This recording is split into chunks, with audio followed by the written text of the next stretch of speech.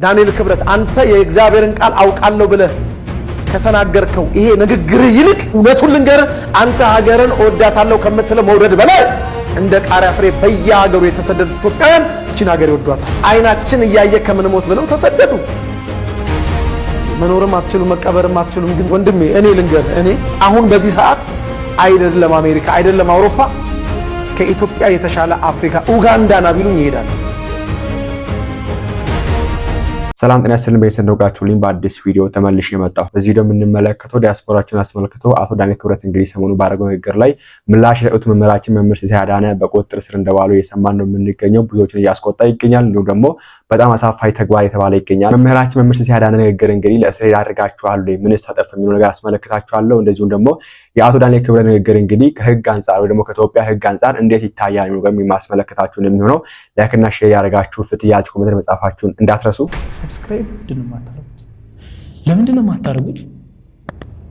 አሁን ማርኩ የወጣው ዜና እንግዲህ እንደምትመለከቱት ወንድማችን ያያ ዘልደታ ታውቁታላችሁ። ሁላችሁም እንግዲህ ለመምህራችን የሚቀርብ ሰው ነውና ይሄ ወንድማችን ነው እንግዲህ ይሄን ዜና ይዘው ወጣ መምህር ሲሳይ አዳነን ያስረውታል ብሎ ገልጿልና ሰሞኑን በሰጠው ወይ ደግሞ ስለ አቶ ዳንኤል ክብረት እንግዲህ ስለ ዲያስፖራ ባደረገው ንግግር ላይ ወጣት አስተያየት እንታሰሩ ነው የሰማ የምንገኘው። በጣም የሚያሳፍር በጣም የሚሸመቅ ነገር ነው። ኢትዮጵያ ሀገራችን እንግዲህ የበለጸገች የምትገኝ ሀገር ወደፊት እየሄደች የምትገኝ ሀገር ዲሞክራሲ የሰፈነባት የምትገኝ እንደዚህ አይነት ሀገር ናት የተባለች የምትጠራው ነገር ተግባሯን ስንመለከት ወይ ደግሞ የመንግስት አካላት የሚያደርጉት ተግባር ስንመለከት ግን በተነፈስን ቁጥር ነው እንግዲህ በዚህ መንገድ እንግልትና እስር እንግዲህ የምተነፈሳችሁ ለምላሽ ሰው እንግዲህ የግሉን ሐሳብ መናገር መብቱ ነው። እንደፈለገ መናገር አይደለም።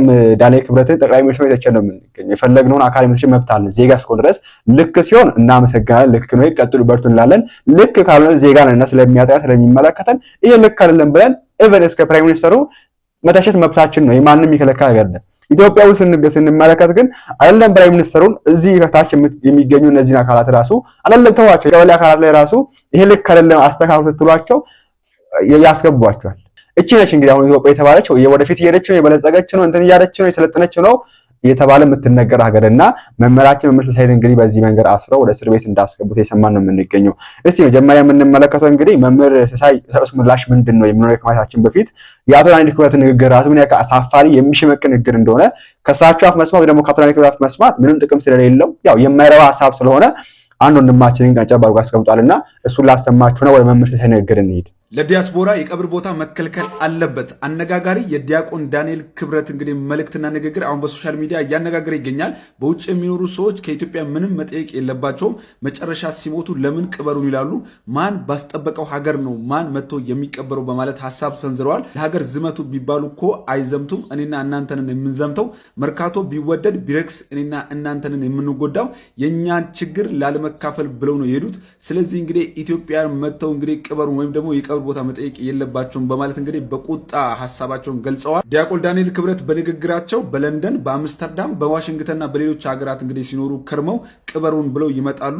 እዚያው በተከራዩበት ሀገር መቀበር ያለባቸው ማን በጠበቀው ሀገር ማን ይቀበራል በማለት እንግዲህ መልእክታቸውን አስተላልፈዋል። እንደዚህ እንግዲህ የሚሸመቅቅና የሚያሳፍን ንግግር ነበር አቶ ዳንኤል ክብረት የተናገሩትና ለመናገር ትላንትና ስትኖር ኢትዮጵያዊ ምንድነው ስትኖር ኢትዮጵያዊ ስትሞት ኢትዮጵያ ብለው ያወደሱትን ዲያስፖራ ዛሬ በዚህ መንገድ በቃ ታስፈልገንም እንዲሁም አንተ ዶላርም አንፈልግም አንተንም እንዲሁም ሬሳክንም አንፈልግም እዚህ መቀበራችንን ብለው ሲናገሩ የነበሩ ሰው ናቸው። እንግዲህ ዛሬ ለዚህ መምህር መታሰር ምክንያት የሆኑትና በጣም ነው የሚያሳዝነው። እኔ አቶ ዳንኤል ክብረት ዕውቀት የላቸውም እንዳይባል ዕውቀት አላቸው። ከዕውቀት ምንጭ ነው የተማሩት። ዲያቆን ናቸው ተብሎ ይነገራል። እንግዲህ ብዙ መጽሐፍ ጽፈዋል። ዛሬ ቤተክርስቲያናችን ውስጥ አብዛኛው መጽሐፍ እንደ ህዳግ ሲቀመጥ ካያችሁ አቶ ዳንኤል ክብረት የተባለ ነው የሚቀመጠው። ህዳግ መጽሐፍ አንባቢ ከሆናችሁ ታገኙታላችሁ። የአቶ ዳንኤል መጽሐፍ በብዙ መጽሐፍ ላይ ህዳግ እንደ ህዳግ ሆኖ ይጠቀሳል፣ እንደ ማስረጃ ሆኖ ይጠቀሳል። ምክንያቱም ታሪካዊ መጽሐፍ ስለሆነ ማለት ነው። ነገር ግን በዚህ መንገድ የህፃናት ንግግር ዲያስፖራ ያስፈልገንም እዚህ አትቀበሩም ምንም አጠቅሙንም ለሀገር በቃ ሀገርን ጥላችሁ ሄዳችኋል እንዲሁም እናንተ ሀገራችንን ከኛ ጋር ችግር እንካፈልን ብላችሁ ሄዳችሁት እኛ ስንዘምተን ሀገራችንን ያስከበር ነው የሚል ንግግር መች ዘምታችሁ እንዳስከበራችሁ እግዚአብሔር ይወቀው። አንድ ሰው ሀገርን ዘምቶ አስከበረ የሚባለው ከጥላት ጋር ተዋግቶ ሲያስከብር ነው።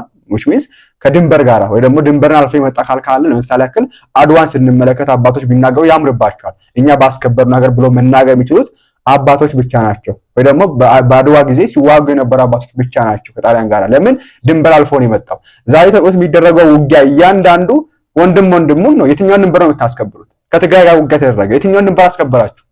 ለትግራይ ኢትዮጵያ ካል እኮ ናት። በሰሜን በኩል ጦርነት አለ። አሁንም ምን የትኛውን ድንበር ለማስከበር ነው? አይደለም። ኦኬ የስልጣን ጉዳይ ነው እንጂ ያው እዚህ ጋር ያዋገ የድንበር ጉዳይ አይደለም።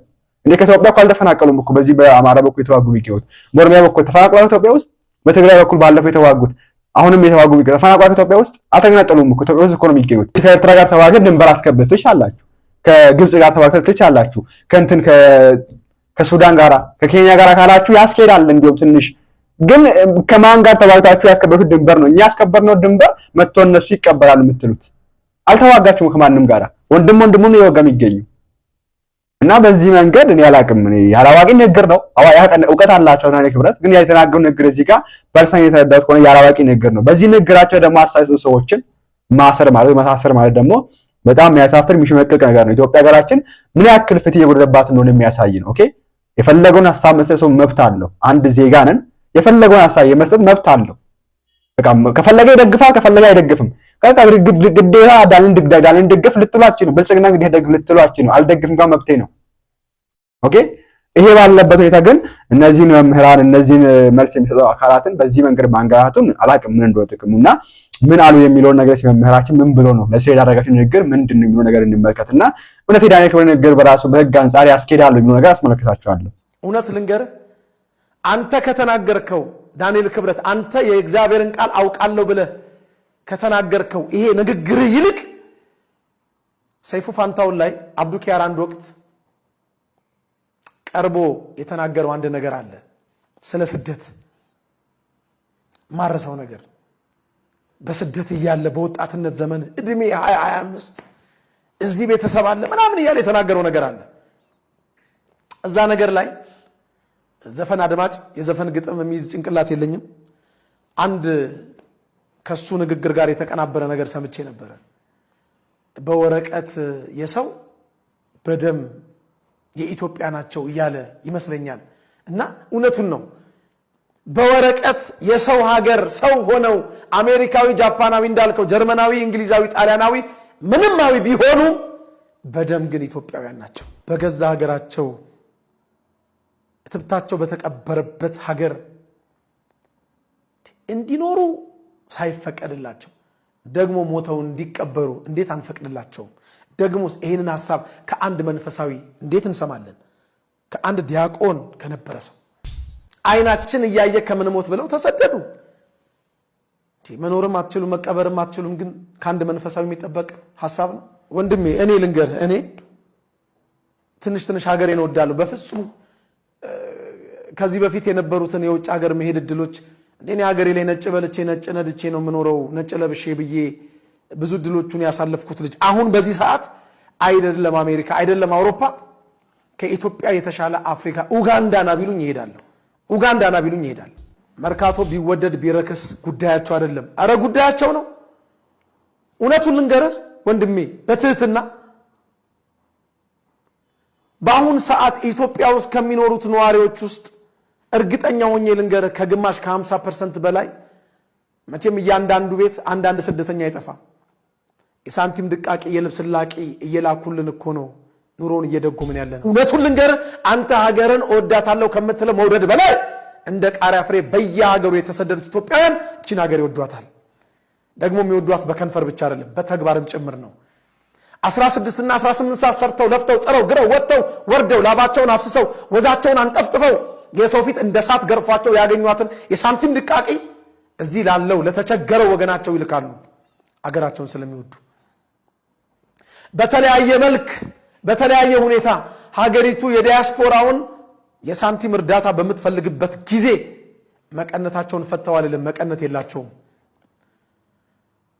ከፀጉራቸው ቁጥር የሚበዛውን ገንዘብ አልልህም። ብዙዎቹ ባለጠጋ አይደሉም።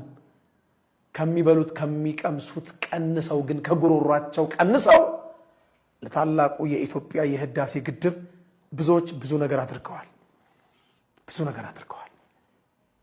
ኢትዮጵያ ውስጥ በሚከሰቱ ረሃብና ድርቅ በተለያየ ጊዜ አንተ ዛሬ አጥንታቸው እንደ ዮሴፍ አጥንት ኢትዮጵያ ውስጥ መጥቶ እንዳይቀበር የተናገርክላቸው እነዚህ ኢትዮጵያውያን ዋጋ ከፍለዋል። አንድ ያሳዘነኝ ነገር ከራሳችን ከቤተክርስቲያናችን አገልጋይ ከዳንኤል ክብረት ስለሰማው ለሱ መልስ ለመስጠት ወይም ደግሞ ሐሳቡን በቅንነት ተመልክቼ እኔም ሐሳቤን በቅንነት ለሱ ሰጥቼ በቅንነት ሐሳቤን ካየ በኋላ በቅንነት ስተቱን እንዲያርም በቅንነት ለመጠየቅ ዛሬ ተከስቻለሁ። ዳንኤል ክብረት የተናገረውን ንግግር አንድ ጊዜ ተመልክተን እንመጣለን። ለምሳሌ አንዳንድ ጊዜ በውጭ የሚኖሩ ሰዎች የሚገርመኝ ሂደት አላቸው። ኢትዮጵያን የሆነ ነገር ያደርጋሉ፣ ይሟገታሉ። መጨረሻ ሲሞቱ ለምን ቅበሩን ይላሉ። ማን ባስጠበቀው ሀገር ነው ማን መጥቶ ቢቀበረው? አገር ዝመት ብትባል እኮ ያንን ምን ዘምተው? አሜሪካዊው አይዘምትም፣ ጃፓናዊ አይዘምትም፣ ጀርመናዊ አይዘምትም። እኔና እናንተ ምን ዘምተው? እሺ እኛ ዘምተን ባከበርናት ሀገር ለምን ታዲያ ሌላ ነገር ይፈልጋሉ? ጀግነታቸውን ቀይረዋል፣ ፓስፖርት ወስደዋል። የእኛን ችግር ላለመካፈል መርካቶ ቢወደድና ቢረክስ እኔና እናንተ እንደምንጎዳው ሄደዋል። እነሱ በኒውዮርክና በዋሽንግተን ወይም በለንደንና በአምስተርዳም ገበያ ነው የሚመሩት። ሰው ይተውልና ኢትዮጵያን በቃ ይተዋል። በቃ ለኛ እዚሁ ለቀረ ነውና ብትወረር ለምን ዘምተው ብትጎዳ ለምናዋጣው ለኛ መተው ነው ያለባቸው። እንደሱ ቢተውልን ኖሮ ከነሱ ጋር አንነጋገርም ነበር። እውነት ነው አያገባቸው ምንል ነበር። ግን ይመጣሉ፣ ይገባሉ። ለምንድን ነው ዋሽንግተን ዲሲ ቤት ተከራይተው ኢትዮጵያ የሚያድሩት? እዛው ለምን የተከራዩበት ቤት ለምን እዛው አያድሩም? ለምንድን ነው ፌርፋክስ እየሰሩ መርካቶ የሚመለከታቸው? ለምን እዛው ፌርፋክስ አይኖሩ? በቃ ለኛ ለኔ ለእናቴ ላክስቴ ላጎቴ ነው ጉዳዩ ካሉ እኮ መተው ነው ያለባቸው። እንግዲህ እንዳያችሁት ነው ወንድማችን ዲያቆን ዳንኤል ክብረት ይቅርታ ዳንኤል ክብረት እያልኩ ቀጥላለሁ። እንዳያችሁት ኢትዮጵያውያን በውጭ ያሉ ሀገራቸው ውስጥ መተው መቀበራቸው ወይ ደግሞ ሲሞቱ ቀበሩኝ ማለታቸው እንዳስቆጣው እንዳሳዘነው እንደውም ምንድነው የሚለው አንዳንዶች እኔ የሚገርመኝ ብሎ ነው የሚጀምረውና ሲሞቱ ቀበሩኝ ይላሉ። ማን ባቆያት ሀገር ማን ተዋግቶ ስጋውን በቆረሰላት ሀገር እነሱ መተው ቀበሩኝ ይላሉ። መርካቶ ቢወደድ ቢረክስ እነሱን አይመለከታቸውም። ኢትዮጵያን ይተውልን ወዘተርፈ በማለት ትንሽ ሀገር ውስጥም ሀገር ውጭም ያለነውን ኢትዮጵያውያን ትንሽ አስቆጥቶናል፣ አሳዝኖናል። ይሄ የተነገረው በዓለማዊ ሰው ቢሆን ኖሮ እምብዛም ላይገርመን ላይደንቀን እጃችንን ባፋችን ጭነን ላንደመምና ላንደነቅ እንችል ነበረ። ነገር ግን የአብርሃምን ስደተኝነት ወንጌል ላይ ተጽፎ የሚያውቅ አንድ የቤተክርስቲያን አገልጋይ የዮሴፍን ስደት ሲተርክ የነበረ ሰባኪ ወንጌል የአምላካችን የጌታችን የመድኃኒታችን የኢየሱስ ክርስቶስንና የእናቱ የቅድስት ድንግል ማርያም የወላዲት አምላክን ስደት በደንብ አድርጎ ሲሰብክ የኖረ ወንድማችን ዛሬ ዓለም ላይ ወንጌል በስፋት በጥልቀት ለዓለም ሕዝብ ሁሉ እንዲዳረስ ያደረጉት ሐዋርያትና የመጀመሪያዋ ቤተክርስቲያን እንደተሰደደችና በስደታቸው ወንጌል እንደተስፋፋ ይሰብክ የነበረ ወንድማችን ዛሬ ግን ስደተኝነትን እንደ ኃጢአት ቆጥሮ ስደተኞች ኢትዮጵያውያን በየዓለም ሀገራቱ እንደ ቃሪያ ፍሬ ተበትነው ያሉትን ሀገራቸው እንዳልሆነና ሀገራቸውን የሚፈልጉት ለቀብር ብቻ ያስከሬናቸው ማረፊያ እንደሆነ ሲነገር እንደ ክርስቲያን ያማል፣ እንደ ቤተክርስቲያን ልጅነት ያማል። የተነገረው ነገር በዓለማዊ ሰው ቢሆን ደግሞ ህመሙን ትንሽ ይቀንስልን ነበር። ግን ወንጌል በሚያውቅ በመንፈሳዊ ሰው አንድ ወቅት ዲያቆን በነበረ ሰው ቅድስት ቤተክርስቲያናችንን ለረጅም ዓመት ሲያገለግል የነበረ ሰው እግዚአብሔር ጸጋውን አብዝቶለት ብዙ መጻሕፍት እንደጻፈ ሰው ይሄን አስተያየት ግን ስናዳምጥ በእውነት ኤአይ ነው ወይስ ዳንኤል ክብረት ነው ብለን ሞግተናል፣ ተጠራጥረናል። ይሄ ነው እንግዲህ መምህር ሲሳይን ለእስር ያደረጋቸው ንግግርና እውነት ለመናገር ይሄ ንግግር ለእስር ያደርጋሉ የሚለውን ነገር እናንተ ሐሳባችሁን ኮሜንት ላይ አስቀምጡ። እኔ እንዳየሁት ከሆነ ከመሳደብ ውጪ ፐርሰናል ነገር ከማድረግ ውጪ በዚህ መንገድ አስተያየት መስጠት በህግ መሰረት ብንሄድ አያስጠይቅም። ኦኬ አልተሳደቡም፣ ፐርሰናሊ ሰውየውን አታክ አላደረጉም። ፐርሰናሊ ሰውን እስካልነኩ ድረስ በሀሳብ ላይ ሀሳብ ማንሳት እኔ በሀሳብ የበላይነት የሚያምን አካል ነው አሁን ላይ ችግር የሚገኘውና እንደዚህ ሀሳብ መስጠቱ አንተም አልታሰርክም እንደምናገር እኔ እንደውም የጠረጠርኩ የነበርኩት ዳንኤል ክብረት ይጠየቃል በህግ ስል ነበር መጀመሪያ ቪዲዮ የሰራንበት ግን ያልኩኝ ነበር እንደዛ። ለምን ጠቅላይ ሚኒስትሩ ስትኖር ኢትዮጵያዊ ስትሞት ኢትዮጵያዊ ብለው ከዚህ መስክረውለታል። ዲያስፖራ በጣም ይወዳሉ።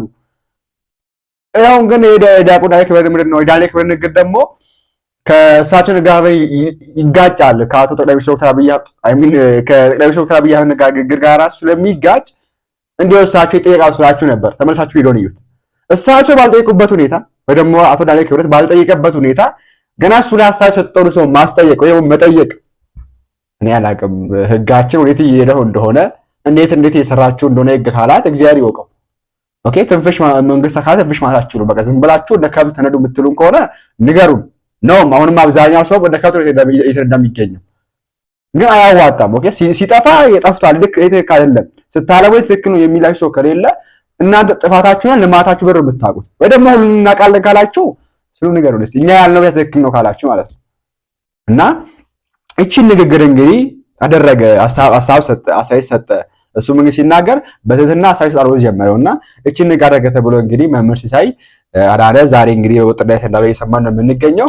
ወደ ለመናገር ብዙ ሰው ነው ለዲያቆን ዳንኤል ክብረት ወይ ለአቶ ዳንኤል ክብረት ንግግር ምላሽ ሰጠውና ከህግ አንፃር እንደይታያል የሚለው ነገር ከታችን በፊት እስቲ እቺን ምላሽ እንስማት። የተከበሩ አቶ ዳንኤል ክብረት መልእክት አለኝ ለርሶ። በሽማግሌ እንዳደገ አንድ ጨዋ ኢትዮጵያዊ ጥያቄ በጨዋነት ነውና ስሙኝ። በየመሃሉ ጋሼ ካልኩ በኢትዮጵያዊ አክብሮት ተደርጎ ይወሰድልኝ። ዲያስፖራው አገሩን ከርቷል፣ ኢትዮጵያንም አይፈልግም፣ ሀገሩን ለኛ ይተውልን፣ ሲሞትም እዛ ይቀበር እንጂ ሬሳውን አትላኩብን ሲሉ ሰማሁት። የቱን ዲያስፖራ ነው ክቡርነቱ? በድህነት ያሳደገችው እናቱን በሀገሩ ተምሮም ሰርቶም አንድም በጦርነት ምክንያት ህይወት መቀየር አለመቻሉ እንቅልፍ ቢነሳው በሊቢያ ወንበዴዎች ተደብድቦ ከሜዲትራኒያን ባህር ተርፎ አውሮፓ የገባውንና የኮንስትራክሽንና መጋዘን ስራው በቀን 12 ሰዓት ለፍቶ እናቱን ቀና ለማድረግ የሚለፋውን ወጣት ማለቱት ነው። በኢትዮጵያ ጉዳይ አያገባሽም ሄደሻል የተባለችው በየአረብ ሀገራቱ ለ18 ሰዓት ቆማ ተሰድባም ተነቃ የእናቷን የሳር ቤት ጎጆ ለመቀየር የሴትነት እድሜዋን ለመስዋዕትነት ያቀረበችውን ነው። በአሜሪካና ካናዳ ያለው ዲያስፖራ የፊቱን ጥራትና የሀገሬውን ፓስፖርት ሲያውለበልብ ሲያዩት ደልቶት ሀገሩን የጠላ ይመስሎታል? በሰው ሀገር ወይ ከትዳሩ ወይ ከሀገሩ ሳይደላው 18ና 16 ሰዓት የጉልበት ስራ ኢትዮጵያ ዘመዶቹን ህይወት ለመደገፍ ሁለት ቤት የሚያስተዳድረውን ማለቶት ነው ክቡርነቱ። ትዳሩ እንዳሰበችው አልሆን ብሏት የነገ የልጆቿን ህይወት ብሩህ ለማድረግ በሲንግል እናትነት አንድም በአውሮፓ ብቸኝነት ሁለትም ከህይወት ጋር ባለ ግብግብ የምትለፈዋን ሴት ከሞትሽም እዛው ተቀበሪ እንጂ አገር የለሽም ይባላል። ጋሼ የቱን ዲያስፖራ እያሰቡ ነው ይህንን የተናገሩት?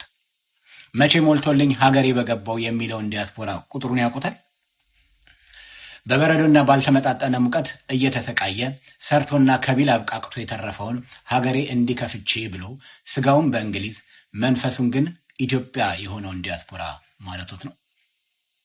ጠዋትና ማታ የስደት ህይወት ሲያስከፋውና ባይተዋርነት ሲሰማው በቋንቋና ባህል ድብልቅልቅ ማንነት ቀውስ ግራ ሲጋባ ማን እንደ ሀገር እያለ በመንፈስ ጭንቀት የሚሰቃየውን ዲያስፖራ ሞተህም አትገባም አገር የለህም ተብሎ ልብ ይሰበራል። ክቡርነቱ ዲያስፖራውን ሲያስቡ በልቦ ማንን እያሰቡ ነው? ብንዘምትም እኛው ነን የሚሉት አልሆነልንም እንጂ ዝመት ተዋጋ የሚለው የኋላ ቀርነታችን ማሳያ አይመስሉትም? ጋሼ በልቦ በለንደንና ዲሲ የሚቃወመውን ስደተኛ አስበው ከሆነ ፖለቲካዊ ልዩነትና ተቃውሞ እዚህ እንግሊዞቹ ስንቴ ተቃውሞ ሰልፍ ስንቴ አድማ እንደሚያደርጉ ቢያዩ ተቃዋሚነት ኃጢአት ነው እንዴ? አሁን ያሉበት መንግስታዊ ስልጣን አይበለውና ከእምነቱ ጋር ቢጣላቦት ተቃዋሚ ዲያስፖራ ላለመሆኑ ዋስትናው ምንድነው? ትላንት የመንግስት ባለስልጣን ዛሬ ተቃዋሚ ዲያስፖራ እያየን አይደል? ይህ ተፈጥሯዊ ሂደት አይደል እንዴ? ይልቅስ የሚቃወመውን የበለጠ እንዲቃወም ቃላትን ከመወርወርና እስከ ልዩነቱ ለመቀራረብና መሰረታዊ መነሻ የሆኑ ጉዳዮችን መመለስ አይሻል? ከመጽሐፍ ቅዱስ ጀምሮ የነበረው ዲያስፖራነት ወንጀል ያልሆነ ኢትዮጵያዊ ጋር ሲደርስ ለምን ወንጀል ተደረገ? ሀገር የቤተሰብ ድምር ውጤት ነው ካለን እያንዳንዱ ዲያስፖራ በቤተሰቡ ላይ ኢንቨስት የሚያደርገው የላቡን ለሀገሩ አላዋጣህምና ድርሻ የለህም ያስብለዋል። በየዓመቱ ሀገሪቱ ከዲያስፖራው የሚገባውን የከረንሲ መጠን እኔ ብነግሮት ኃጢአት አይሆንም? ጋሼ ይገርሙታል። ያሉኝ የፖላንድና አልባኒያን ስደተኛ ጓደኞቼ ጫማና ካልሲ እንኳን ከዩኬ ጄዲ እና ዛራ ላለመግዛት ዓመትን ጠብቀው ለቤተሰብ ጉብኝት ባዶ ሻንጣ ይዘው የዓመት ቀለባቸውን ጭነው ሲመለሱ እንዴት እንደሚያስቀና። የቻይናና የህንድ ስደተኞች በካናዳ ተምረውና ሰርተው በሀገራቸው ኢንቨስት ሲያደርጉ እንዴት እንደሚያንገበግብ ቢረዱት። ደግሞ ቀረብ ብለው ሲያዋሯቸው ከመንግስታቸው ጋር ያላቸው የአስተሳሰብ ልዩነት የሚያቀባበር አይመስልም። ሀገርን ከመንግስት የለዩበት የእውቀት ደረጃ ግን ይለያል ስለሆነ ይህ በዘመናት የተገነባ ሀገርን ከመንግስት የመለየት ስነልቦናዊ ማንነት ትላንት ባይጀመር በእርሱ ዘመን ባለው ፖለቲካዊ እድል ቢያስጀምሩት አይሻልም?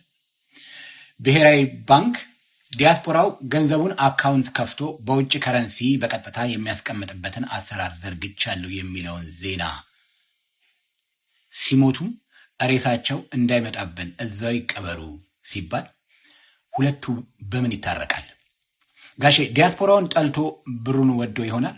በእርሶ የካበተ የንባብ ዕውቀት እና ልምድ የሰው ስነልቦና መገንባት ይቀድማል ወይስ ገንዘብ? እኔ ልንገሮት፣ ስሙኝ። ብንዘምትም እኛ ነን ብሎ ሀገር ውስጥ ያለውን ወጣት እንዴ ገና ዘመቻም አለ እንዴ ብሎ ከማስደንገጥና ባህር እንዲበላው ከማድረግ ልማት አለ ይህ ዕድል አለ ብላችሁ ሀብት እንዲያፈራ መንገዱን አሳዩት። ደግሞ ዲያስፖራው ሞቶ በሰው ሀገር ከሚቀበር ቆሞ ለራሱም ለወገኑም ስራ ዕድል መፍጠሩ እንዲበልጥ አስበው በጤና ጠንክራችሁ ስሩና ሀገራችሁን አሳድጉ ብላችሁ ስበኩን። በኢትዮጵያ ሕግ ከውጭ የተወለደ ልጅ እንኳን በውርስ ወቅት የቤተሰብ የሀብት ድርሻ ላይ ሙሉ መብት እንዳለው ሁሉ ዲያስፖራው ከውጭም ቢሆን ሙሉ መብት ስላለው ሀገር አልባነ አይበሉን። በእኔ መረዳት ጦርነት ካወደመን በላይ በቃላት የደቀቅነው ስነ ልቦናችን ገዝፎ ይታየኛል። የሁሉ የከረረ ጸባችን መጀመሪያ ጠንካራውና ያልተገራው ንግግራችን ይመስለኛል። ይህ የኔ መረዳት ነው። መጽሐፍ ሲናገር ሞትም ሕይወትም በምላስ እጅ ነው እንደሚል የሚወዱትም ፍሬዋን ይበላሉ እንደሚል ሕይወትን ስበኩን። አመሰግናለሁ። ታንኪዩ በጣም እንዲህ አይነት ሀሳብ ሰጡም አሉ፣ ከዚህ የበለጠ ሀሳብ ሰጡም አሉ። ብንና ነገር መመራችን እንግዲህ ታስሯል። ይሄ የሆነበት ምክንያት ምንድነው? አሁን ላይ እውነት ለመናገር ሰው ወዶ ማለት ነው የሚሰደደው። ቅድም መምሩ ሲናገር የሰማችሁት። አሁን ይሄ መምር የማያሰድድበት ምን ምክንያት አለ? እነዚህ አሁን ያሰማዋቸው ውጪ ሀገር ነው ሀሳብ የሰጠው በኋላ ማሰባቸው አለታችን አሰማቸው። ከዚህ ሰምተናታል። ውጪ ያሰጣቸው አልታሰሩም እነሱ። ኢትዮጵያ ውስጥ ወገን ሀሳብ ሰጠ የታሰረ ነው የሚገኘው። ሰው እንዴት ነው ሊሰደድ የሚያችለው? ይሄ እንዴት ነው ሀገር ውስጥ ጥሎ ሊወጣ የሚያችለው? እናንተ አጎስ የሚናገር የተገና የተነፈሰን ሰውዬ እናንተን ያሰበን ሰውዬ ያሰራችሁ እንደዚህ አሳይቻችኋለሁ። ባለፈው ግብር በዝቶብኛል፣ ሁለት ሱቅ ዘግቻለሁ፣ መኖር አልቻልኩም የተናገረች ልጅ አሰራችኋል። አሁን ደግሞ እዚህ ነገሮችን ለማስተካከል የሚሞከረው ወይ ሰውዬውን አሰረክ ለምን አተናገርክ ለምን እኛ ሀሳብ ተጣለ እንዴት ይባላል? አይደለም አይና የኛ መጣፋንተ ነገር እንደዛ እንደሆነ ግን ቢሆንም ኖርማል ነው። ያመንበትን ተናግረ ስለሚሆን ችግር የለውም። እኔ እንደዛ ነው የማምነው። የምታምኑበት ነገር ተናገሩና የመጣው ሪስክ ውሰዱ። የመመራችን እንግዲህ ያው ላይ ታሰለ ምንድነው ኢትዮጵያ ውስጥ ነው ተናገረ ነው። ስለዚህ ይሄ ሰውዬ የማይሰደድበት ምክንያት አለ የለም እኮ። እናንተው ሰው ስደተኛ አድርጋችሁ እናንተው ስደተኞች መቀበራችሁን ያላችሁ አያስኬድም። ከህግ አንፃር እንዴት ይታያል? የአቶ ዳንኤል ክብረት ንግግር አይተን እንመለስ። ዲያቆን ዳንኤል ክብረት ያደረጉትን ንግግር ሰማሁትና ይህን ንግግር እስኪ ከህግ አኳያ እንፈትሸው። በእርግጥ ትውልደ ኢትዮጵያውያን ዜግነታቸውን የቀየሩ ኢትዮጵያውያን ከኢትዮጵያ ጋር ያላቸው ግንኙነት ምን ይመስላል? የዲያስፖራዎች ጉዳይ ወይም የትውልደ ኢትዮጵያኖች ጉዳይ የተበየነው በአዋጅ ቁጥር 270 ነው። በዚህ አዋጅ መሰረት ትውልደ ኢትዮጵያውያን ምንም እንኳ ዜግነታቸውን ቢቀይሩ እንደ መከላከያ ሚኒስቴር፣ እንደ ውጭ ጉዳይ ሚኒስቴር፣ እንደ ደህንነት ተቋማት፣ እንደ አንዳንድ የፖለቲካ ተቋማት ውስጥ በቋሚነት ተቀጥሮ መስራት አይችሉም ከመባሉ በስተቀር እንደዚሁም በምርጫ የመሳተፍ መብት የላቸውም ከመባላቸው ውጪ በማናቸውም ጉዳይ እንደ ኢትዮጵያውያን ይቆጠራሉ። ኢትዮጵያ ውስጥ በፈለጉበት ሰዓት የመግባት የመውጣት ያለምንም ቪዛ፣ ኢትዮጵያ ውስጥ ማናቸውንም ህጋዊ ስራ የመስራት ያለ ስራ ፈቃድ። ምክንያቱም የውጭ ሀገር ዜጋ ከሆንክ የስራ ፈቃድ ያስፈልጋል። ትውልድ ኢትዮጵያዊ ከሆንክ ግን አያስፈልግም። በሀገራቸው ኢንቨስት የማድረግ እንደ ሀገር ውስጥ ባለሀብት ተቆጥሮ፣ ምክንያቱም የውጭ ሀገር ባለሀብት ተደርገህ ከተቆጠርክ ማምጣት የሚገባህ ሚኒመም ካፒታል ስላለ ያንን ካፒታል ማሟላት ሳያስፈልጋቸው ኢትዮጵያ ውስጥ ኢንቨስት የማድረግ መብት አላቸው። በአጠቃላይ በኢትዮጵያ ውስጥ ባሉ ኢኮኖሚያዊ፣ ማህበራዊና አስተዳደራዊ ጉዳዮች እንደ ኢትዮጵያውያን የመቆጠር መብት አላቸው ይላል። ስለዚህ ምንም እንኳን ዜግነታቸውን የቀየሩ ቢሆንም የሚመሩበት ገበያ የዋሽንግተንና የኒውዮርክ ቢሆን ዋሽንግተን ቤት ተከራይተው ኢትዮጵያ ውስጥ እያደሩ ነው ቢባልም ይሄ መብት አላቸው። ነገር ግን የፈጸሙት ወንጀል ያልተገባ ነገር ካለ በህግ መጠየቃቸው እንደተጠበቀው ነው፣ ማንኛውም ኢትዮጵያዊ እንደሚጠየቀው። በተለይ ደግሞ ዲያስፖራው ለኢትዮጵያ ኢኮኖሚ ከፍተኛ አስተዋጽኦ ያደርጋል እየተባለ ባለበት በዚህ ሰዓት ዲያስፖራ ትረስት ፈንድ በተቋቋመበት ሁኔታ በሁለት በሶስት ዙር ዲያስፖራው ሀገር ውስጥ ኢንቨስት እንዲያደርግ እየተጠየቀ ባለበት ሰዓት በተለይ ቅድም የጠቀስኩት አዋጅ ባለበት ሁኔታ ንግግሩ ተገቢ ነው ብዬ አላምንም። እንደውም እኮ አሁን በአዋጅ ቁጥር 1388 ትውልደ ኢትዮጵያዊ ያልሆነ ሙሉ በሙሉ የውጭ ሀገር ዜጋ የሆነ ሰው አንዳንድ መስፈርቶችን ካሟላ ኢትዮጵያ ውስጥ የማይንቀሳቀስ ንብረት የማፍራት መብት ተሰጥቶታል። በእርግጥ ዲያቆን ዳንኤል ክብረት ለማውራት የፈለጉት ለመግለጽ የፈለጉት አንዳንድ አስቸጋሪ ብለው እሳቸው የሚያምኗቸውን ዲያስፖራዎች ከሆነ ሌላ ጉዳይ ነው።